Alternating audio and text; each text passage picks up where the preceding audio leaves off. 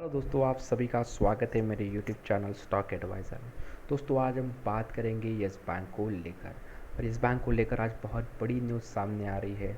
और इस न्यूज़ के चलते ही आज हमें यस बैंक में लगभग 17% की तेज़ी देखने को मिली है। ठीक है, तो आप अगर यस बैंक के एग्जिस्टिंग शेयर होल्डर्स हो तो आपके माइंड में क्वेश्चन ज़रूर आता होगा, क्या यस बैंक को वो पुराने दिन वापस आ सकते हैं। तो चलिए इस पूरी बात को हम डिटेल्स में जानने की कोशिश करेंगे इस वीडियो के माध्यम से।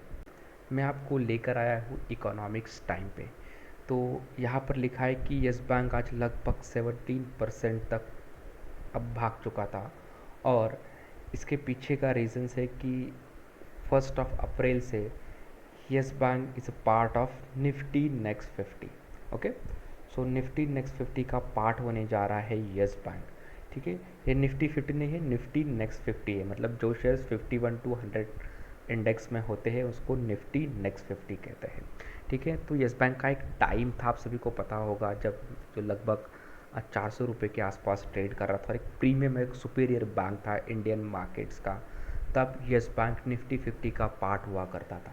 बट धीरे धीरे सिचुएशंस चेंज होती गई, जिस तरीके के इश्यूज बने, जिस तरीके का माहौल बना यस बैंक के अगेंस्ट, उसके बाद उसको निफ्टी 50 से निकाल लिया गया, फिर निफ्टी नेक्स्ट 50 से भी यस बैंक को आउट कर दिया गया। और अब आप सभी को पता होगा कि यस बैंक को totally state bank of India control कर रहा है। तो under the state bank of India yes bank की सिचुएशंस धीरे धीरे इम्प्रूव होती हुई नज़र आ रही है। और इसी का ही इफ़ेक्ट हमें आज ये देखने को मिल रहा है कि आज मतलब 1 अप्रैल से यस बैंक ये निफ्टी नेक्स्ट 50 का पार्ट होने जा रहा है। तो सिचुएशंस अगर ऐसी ही इम्प्रूव होती रही तो आने वाले कुछ सालों में हमें फिर से यस बैंक निफ्टी 50 का पार्ट होते हुए भी हम देख सकते हैं।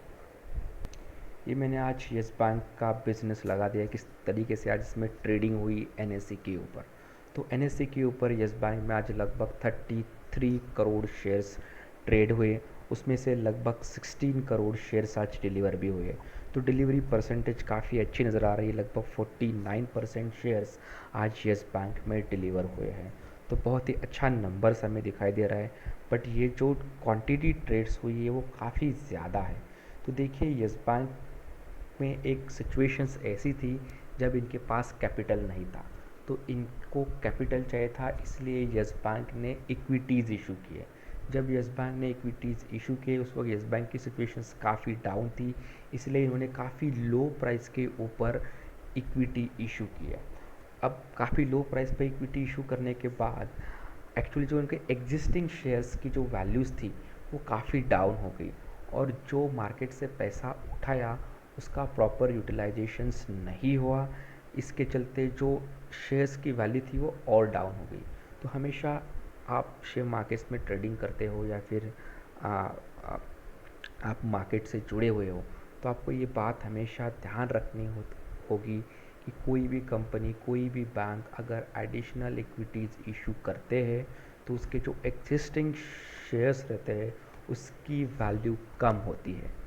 बट वो बैंक या फिर वो कंपनीज़ जो कैपिटल उन्होंने मार्केट से कलेक्ट किया बाय इशूइंग इक्विटीज़, उसका अगर प्रॉपर यूटिलाइजेशंस करता है तो वो जो लूज़ की हुई इक्विटीज़ की जो वैल्यूज़ रहती है उसको फिर से रीगेन करते हैं। तो यस बैंक के बारे में वैसा नहीं हुआ। इनको लगा कि मार्केट में हम इक्विटी इशू करेंगे और उसके बाद मार्केट से पैसा उठाएगा, उस पैसे उठाएंगे, उसका हम प्रॉपरली यूटिलाइजेशंस करेंगे, ब्रांड को प्रॉफिटेबिलिटी की तरफ लेके जाएंगे, तो जो वैल्यूज़ लूज़ हुई है वो फिर से रीगेन हो जाएगी, ऐसा लग रहा था। बट ऐसा हुआ नहीं, इसका टोटली अपोजिट हुआ। तो जो शेयर्स की वैल्यूज़ थी वो दिन ब दिन डाउन होती गई।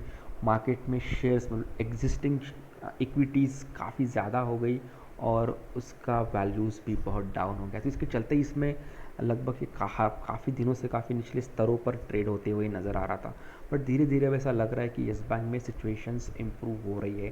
बट एक बात आपको हमेशा माइंड में रखना होगा कि इसमें जो इक्विटीज़ है, इक्विटी मार्केट्स में जो शेयर्स है इक्विटी मार्केट्स में, वो काफ़ी ज़्यादा है।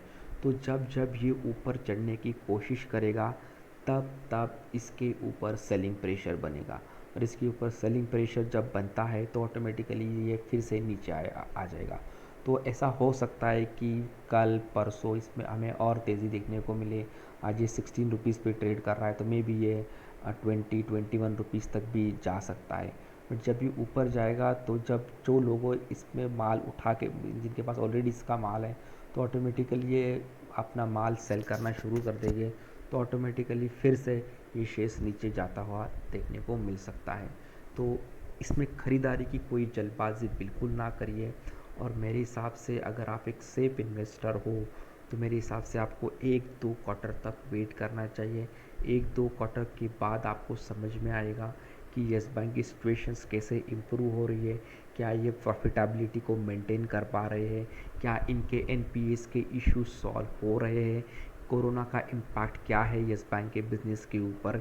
ये बातें भी 1-2 क्वार्टर्स में हमें थोड़ी रियलाइज़ होना शुरू हो जाएगी, और उसके बाद हम येस बैंक में कोई पोजीशंस या फिर कोई इन्वेस्टमेंट कर सकते हैं।